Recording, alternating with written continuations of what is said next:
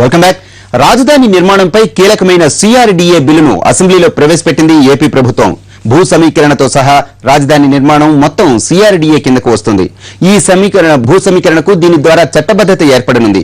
భూములిచ్చే వారికి land pooling ownership certificate ఇవ్వనున్నారు. భూ సమీకరణకు సహకరించుకుంటే భూసేకరణ జరిపేలా చట్టం చేయనున్నారు. సిఆర్డీఏకు మొదటి విడతలో 1000 కోట్ల మూల నిధిని, 250 కోట్ల రివాల్వింగ్ ఫండ్ ను కేటాయించారు. ఎగ్జిక్యూటివ్ కమిటీకి 100 కోట్ల వరకు నిధులు ఖర్చు పెట్టే అవకాశం ఉంటుంది. సిఆర్డీఏ అమల్లోకి వచ్చిన 3 ఏళ్లలో సిఆర్డీఏ గవర్నింగ్ బాడీకి ముఖ్యమంత్రి చైర్మన్ గా వ్యవహరిస్తారు. మున్సిపల్ పట్టణీకరణ శాఖ మంత్రి వైస్ చైర్మన్ గా ఉంటారు. సిఆర్డీఏ ప్రకారం రైల్వేలు, హైవేలు, నదీ మార్గాలు, ఓడరేవులు, విమానాశ్రయాల వంటి మౌలిక సదుపాయాల్ని తాత్కాలికంగా లేదా శాశ్వత ప్రాతిపదికన నిర్మిస్తారు.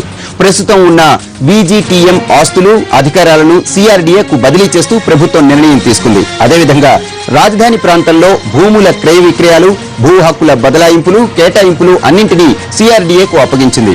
రాజధాని పరిధిలో ఆదాయం పెంచుకోవటం, షేర్లు, బాండ్లు జారీ చేయటం వంటివి అన్ని ఇక నుంచి సిఆర్డీఏ ద్వారానే జరుగుతాయి. రాజధాని ప్రాంతం మొత్తాన్ని క్యాపిటల్ ఏరియా, క్యాపిటల్ రీజియన్ అంటూ 2గా విభజించారు. 10 కోట్ల మొదలు 100 కోట్ల వరకు పనులను మంజూరు చేసే అధికారాన్ని కొత్త కమిటీకి కట్టబెట్టారు.